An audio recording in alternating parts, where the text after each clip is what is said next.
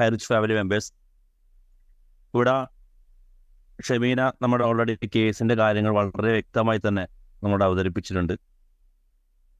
ഇപ്പോൾ നമുക്കറിയാം ഏകദേശം ഒരു 7-8 മാസത്തോളായി നമ്മളെല്ലാവരും മാനസികമായും ശാരീരികമായും ഭയങ്കര വിഷമത്തിലാണ്.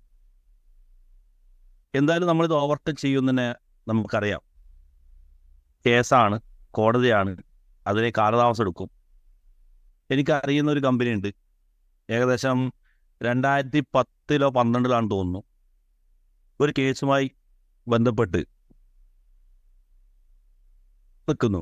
പക്ഷെ ഇതുവരെ അവരെ ഫണ്ട് വിഡ്രോ ചെയ്ത് കൊടുക്കാൻ പറ്റില്ല. കൊടുക്കാൻ പറ്റാത്ത ഒരേ ഒരു കാരണമുള്ളൂ, അന്ന് ഇതേപോലെ വയനാട്ടിൽ നിന്നാണ് അതും തുടങ്ങിയത് കേസിൻ്റെ കാര്യങ്ങൾ.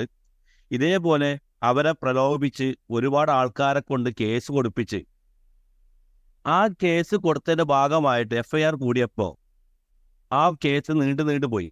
ഇനി ഏകദേശം 12 കേസും കൂടി എത്ര ക്ലോസ് ചെയ്യാണ്ട് എനിക്ക് തോന്നുന്നത്. അത് ചെയ്താൽ മാത്രമേ അതിലുള്ള ആൾക്കാർക്ക് ആ ഫണ്ട് വിഡ്രോ ചെയ്ത് കൊടുക്കാൻ പറ്റുള്ളൂ. ഇതേ ഉദ്ദേശം തന്നെയാണ് ഹൈറിച്ചിലേക്കും മറ്റു പല ദുഷ്ടശക്തികളും ഇറങ്ങി പ്രവർത്തിക്കുന്നത്. നമ്മുടെ സ്വയം ബുദ്ധിയിലൊന്ന് ആലോചിച്ച് നോക്കുക.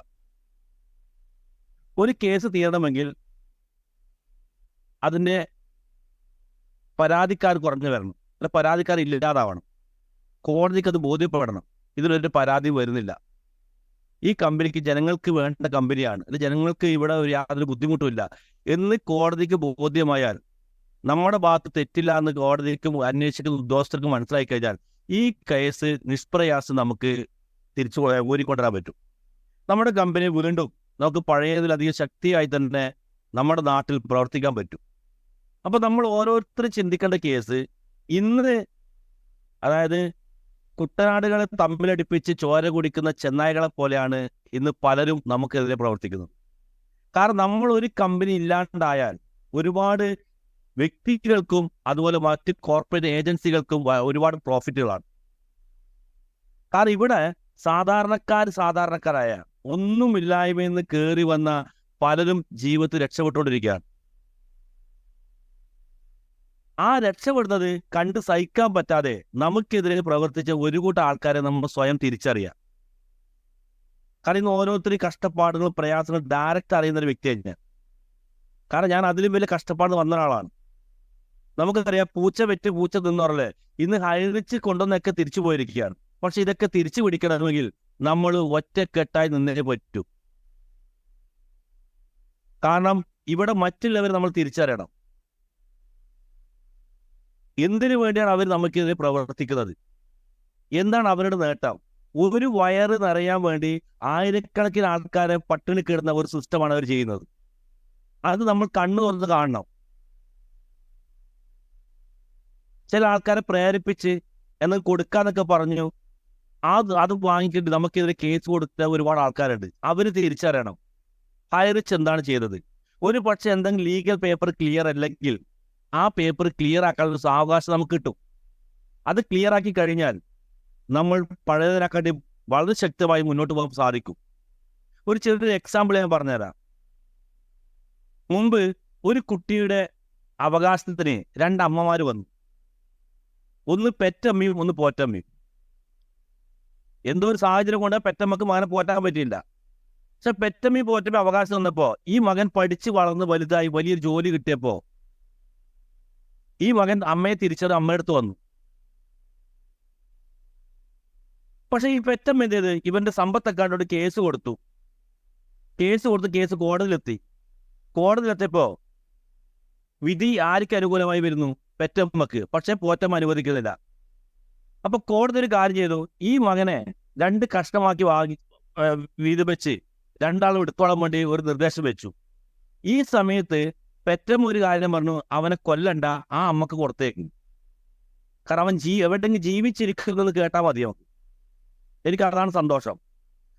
മറ്റേ അമ്മ അത് സമ്മതിച്ചു. ആ മകനെ 2ആയി പിളർന്നുകൊണ്ട് ഒരു ഭാഗം അവരും ഒരു ഭാഗം ഇരിക്കാൻ പോറ്റമ്മ സമ്മതിച്ചു. അവിടെ കോടതിക്ക് എന്ത് മനസ്സിലായി? യഥാർത്ഥ പെറ്റമ്മ ആരാണെന്ന് മനസ്സിലായിക്കൊണ്ട് ആ കോടതി ഒരു വിധി കൽപ്പിച്ചു, ഇവരുടെ മകനാണിത്, ഇവർക്ക് വിട്ടുകൊടുക്കണം, നിങ്ങൾക്ക് യാതൊരു അവകാശമില്ല.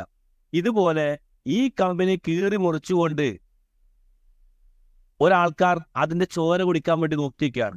ഇത് നമ്മൾ അനുവദിക്കാതെ നമ്മൾ ഒറ്റക്കെട്ടായി നിന്നുകൊണ്ട് ഒരേ മനസ്സോടുകൂടി എല്ലാവരും പ്രവർത്തിക്കാൻ റെഡിയാണെങ്കിൽ മുന്നോട്ട് പോകാൻ പറ്റും. ഞാൻ നിങ്ങളോട് പറഞ്ഞത്, നിങ്ങൾ അറിവിൽ ആരെയും കേസ് കൊടുക്കാൻ തയ്യാറാണെങ്കിൽ അവർ നേരിട്ട് വിളിച്ച് സമാധാനിപ്പിക്കാം.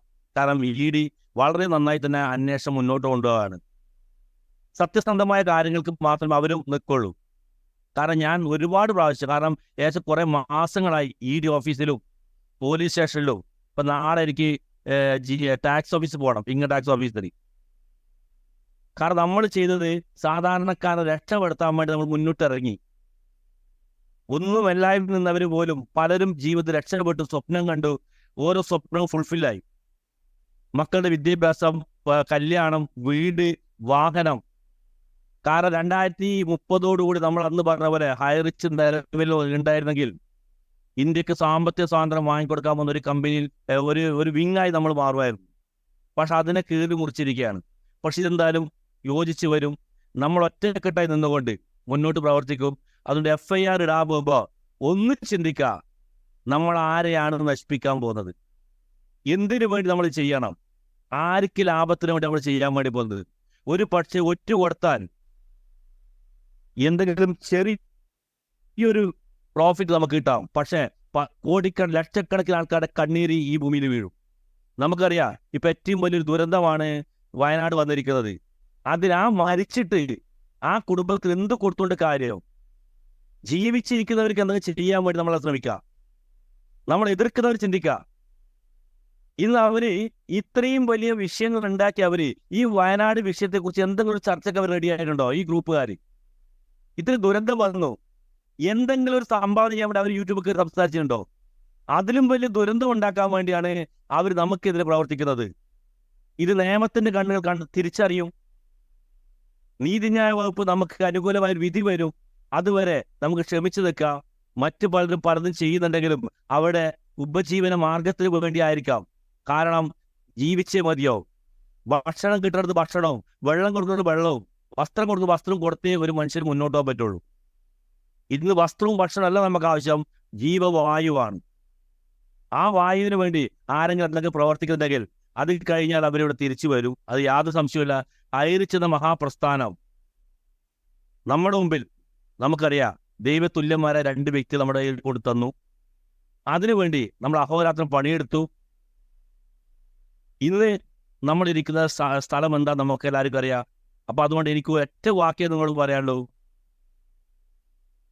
ഒരാളും മറ്റൊരു ഉത്തരന്റെ വാക്ക് കേട്ടിട്ട് ഒരു കേസ് കൊടുക്കാനോ FIR ഇടാനോ പോയാൽ അത് നമ്മുടെ കേസിനെ ബാധിക്കും. എന്തായാലും ഈ ഫണ്ട് നമുക്ക് തിരിച്ചു കിട്ടും. പക്ഷെ FIRന്റെ എണ്ണം കൂടുന്നതനുസരിച്ച് നമ്മുടെ കേസിന്റെ നീളം കൂടും. അപ്പൊ അതുകൊണ്ട് എൻ്റെ പ്രിയപ്പെട്ട ഹൈ റിച്ച് ഫാമിലി മെമ്പേഴ്സോട് എനിക്ക് പറയാനുള്ള ഒറ്റൊരു കാര്യമുള്ളൂ. വേവോളം നമ്മൾ നിന്നു, ഇനി 6ഓളം നിൽക്കാം നമുക്ക്. ഏകദേശം നേരത്തെ അവിടെ ഷമീന മേഡം പറഞ്ഞു, കുറച്ച് ദിവസം മാത്രമേ നമുക്ക് വേണ്ടൂ, അല്ലെങ്കിൽ കുറച്ച് മാസങ്ങളെ വേണ്ടൂ. കാരണം 1 വർഷം കൂടി. കാരണം ഇങ്ങനൊരു കമ്പനി ഇന്ന് ഭൂമിയിലില്ല എന്ന് എനിക്ക് പറയാം. കാരണം ഒരുപാട് കമ്പനി നമ്മുടെ മണ്ണിൽ നിന്ന് വാനിഷായി പോയിട്ടുണ്ട്. ഒരുപാട് കമ്പനി. ഒരു ലീഡേഴ്സോ ഒരു മാനേജ്മെന്റോ ഇങ്ങനെ നിന്നിട്ടില്ല. കാരണം ഇനിയിപ്പോൾ ഇവിടുത്തെ നമുക്കൊരു വിഷയം, ഈ കേസ് മുന്നോട്ട് കൊണ്ടുപോകണം, ഈ കേസ് നമുക്ക് അനുകൂലമാക്കി ഇടണം. അതിൽ നിങ്ങളുടെയൊക്കെ എല്ലാവരുടെ സഹായ സഹകരണങ്ങളുടെ അത്യാവശ്യമാണ്. കാരണം ഇന്ന് വയനാട്ടിൽ നമ്മൾ ആരും പറഞ്ഞിട്ടല്ല ഒരു സംഭാവന അങ്ങനെ കൊടുക്കുന്നത്. ഒരാൾ പറഞ്ഞില്ല, സ്വയം മനസാക്ഷിക്ക് അനുസരിച്ച് ചെയ്തതാ. ഇതേപോലെ നമ്മുടെ മനസാക്ഷിക്ക് അനുസരിച്ച് നമ്മളിവിടെ ചെയ്യാൻ തയ്യാറായാൽ ഈ കമ്പനിയെ തിരിച്ചു കൊണ്ടുവന്നുകൊണ്ട് നമുക്ക് എല്ലാവർക്കും ഒരു മനുഷ്യനെ പോലെ ജീവിക്കാനുള്ള ഒരു അവസരം ഇവിടെ ഉണ്ടാവും. അങ്ങനെ ഉണ്ടാവട്ടെ എന്ന് ആത്മാർത്ഥമായി പ്രാർത്ഥിച്ചുകൊണ്ട് എല്ലാവരും ഒത്തൊരുമിച്ച് മുന്നോട്ട് പോകാൻ ആഗ്രഹിച്ചുകൊണ്ട് ഞാൻ നിർത്തുന്നു. Thank you all.